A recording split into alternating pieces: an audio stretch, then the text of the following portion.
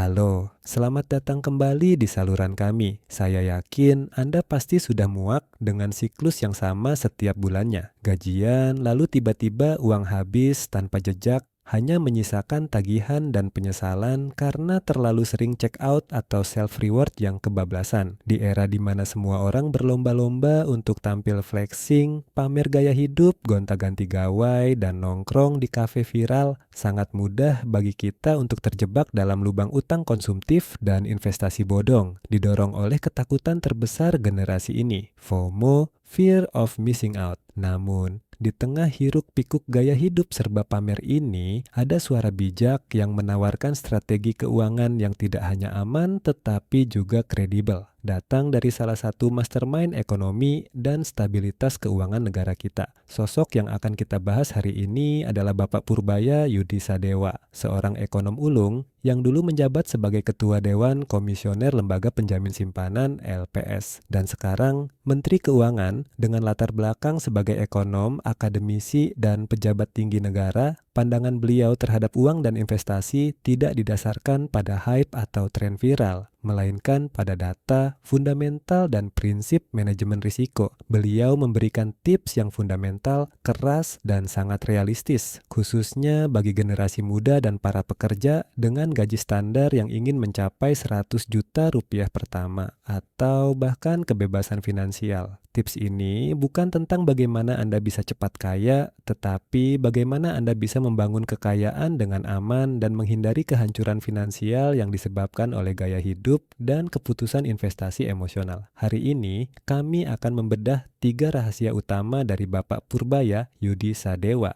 sebuah panduan yang kami sebut sebagai strategi anti-flexing, anti-utang, dan anti-gagal, yang jika Anda terapkan secara konsisten akan mengubah cara Anda memandang dan mengelola uang selamanya. 3 rahasia ini adalah fondasi yang kokoh untuk memastikan masa depan finansial Anda stabil, sama stabilnya dengan sistem perbankan yang ia awasi. Mari kita mulai. Rahasia pertama ini mungkin terdengar sepele, tetapi ini adalah titik lemah dan pintu gerbang menuju kehancuran finansial harian bagi banyak orang. Pengeluaran harian yang terselubung. Bapak Purbaya secara spesifik menyoroti bahwa pengeluaran terbesar yang seringkali tidak disadari dan menguras dompet adalah kebiasaan makan di luar dan jajan mahal hanya demi gaya atau kenyamanan sesaat. Sebuah perilaku yang kami seistilahkan sebagai flexing harian. Bayangkan, jika rata-rata harga makan siang Anda di kafe atau restoran dekat kantor adalah Rp50.000 dan ini terjadi 20 hari kerja dalam sebulan, Anda sudah menghabiskan Rp1 juta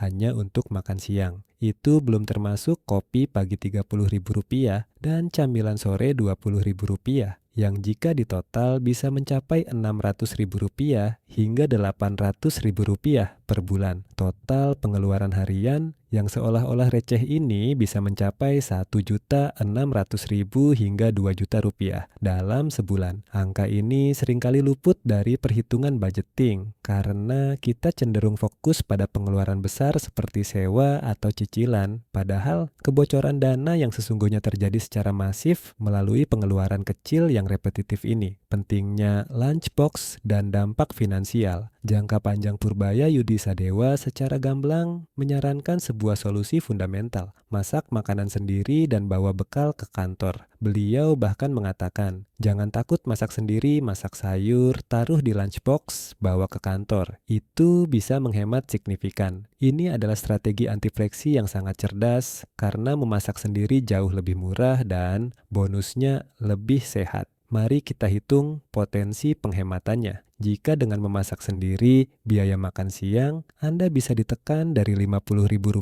menjadi hanya Rp15.000 per hari, Anda menghemat Rp35.000 per hari kerja. Dalam 20 hari kerja, Anda menghemat Rp700.000.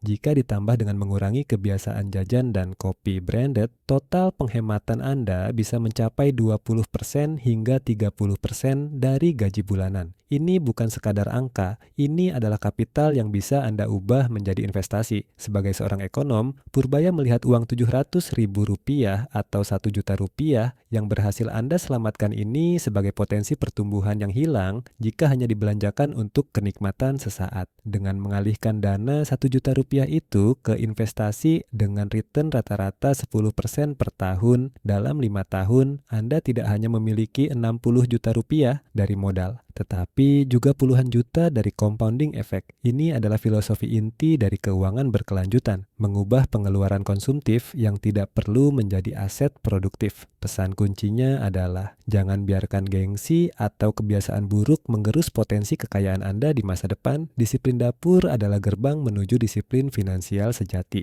Rahasia kedua dari Bapak Purbaya ini adalah aturan emas yang harus dipegang teguh. Jauhi utang konsumtif. Beliau menyadari betul godaan dari kemudahan kredit, pay later, dan kartu yang membuat seolah-olah kita mampu membeli segalanya saat ini juga. Namun, beliau memperingatkan bahwa kemudahan itu adalah jebakan finansial yang dapat menghancurkan rencana keuangan jangka panjang. Pesan beliau sangat jelas dan straight to the point. Belanja enggak apa-apa, belanja mau yang mahal, mau yang murah, tapi sesuaikan dengan kantong Anda sendiri. Jangan ngutang. Utang yang dimaksud di sini adalah utang untuk hal-hal yang tidak produktif atau mengalami depresiasi nilai, penurunan nilai, seperti pakaian baru, gawai model terbaru, liburan, atau bahkan makan malam mewah. Utang jenis ini hanya memberikan kesenangan sesaat, tetapi bebannya berupa bunga berlipat ganda harus Anda pikul dalam jangka waktu yang lama, memakan porsi gaji bulanan Anda. Memahami perbedaan utang baik dan utang buruk. Sebagai seorang ekonom, Bapak Purbaya tentu membedakan antara good debt, utang yang baik, dan bad debt, utang yang buruk. Utang yang baik adalah utang yang menciptakan nilai tambah atau menghasilkan pendapatan di masa depan.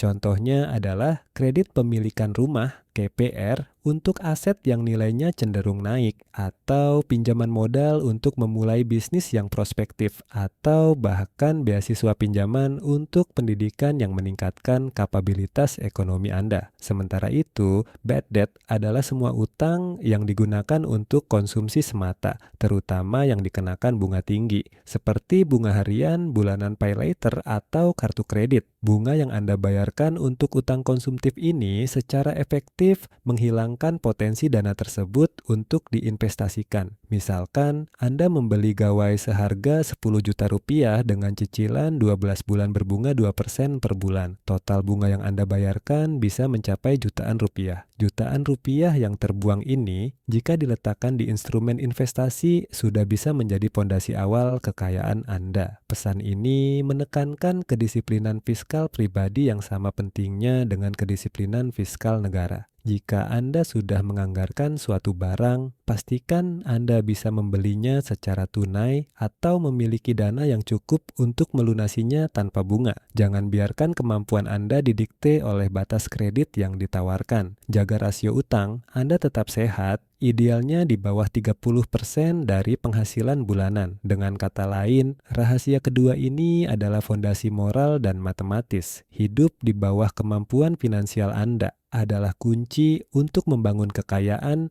yang berkelanjutan. Rahasia ketiga ini adalah inti dari filosofi investasi seorang ekonom. Di tengah gempuran influencer yang mempromosikan skema cepat kaya dan tren investasi yang naik turun dalam hitungan jam, Bapak Purbaya mengajak kita kembali ke prinsip fundamental. Jauhi FOMO dan pahami instrumennya. FOMO, Fear of Missing Out, adalah musuh terbesar investor pemula karena mendorong keputusan emosional, yaitu membeli karena takut ketinggalan, bukan karena analisis hasilnya. Membeli di harga puncak dan menjual di harga terendah karena panik. Pelajari instrumennya, jangan ikut-ikutan. Purbaya dengan tegas menyarankan kalau mau berinvestasi ya di instrumen apapun, pelajari instrumen itu apa. Jangan ikut-ikutan orang, jangan FOMO. Pelajari instrumennya apa, maka Anda mereka pasti berhasil. Ini berarti sebelum Anda memasukkan uang ke Bitcoin, saham, atau bahkan reksadana, Anda harus mengerti bagaimana produk ini menghasilkan return, apa risikonya, dan bagaimana cara kerjanya. Untuk pemula, beliau menyarankan adanya fase bertahap dalam berinvestasi. 1.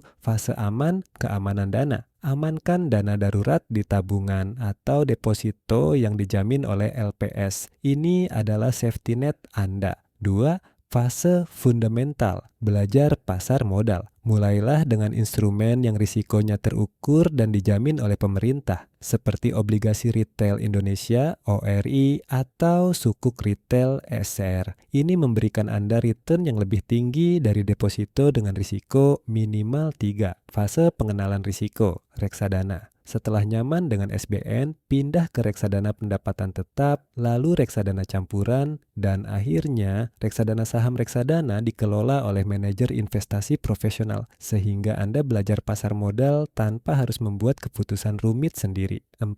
Fase mahir pasar saham langsung. Jika Anda sudah memiliki literasi tinggi, misalnya setelah 2-3 tahun belajar di reksadana, barulah berinvestasi langsung di pasar saham, memilih sendiri emiten yang fundamentalnya bagus. Manajemen risiko, prinsip diversifikasi 4 keranjang aset. Rahasia terbesar dari seorang manajer risiko, seperti Ketua DKLPS, adalah diversifikasi. Beliau menekankan, jangan taruh semua telur di satu keranjang.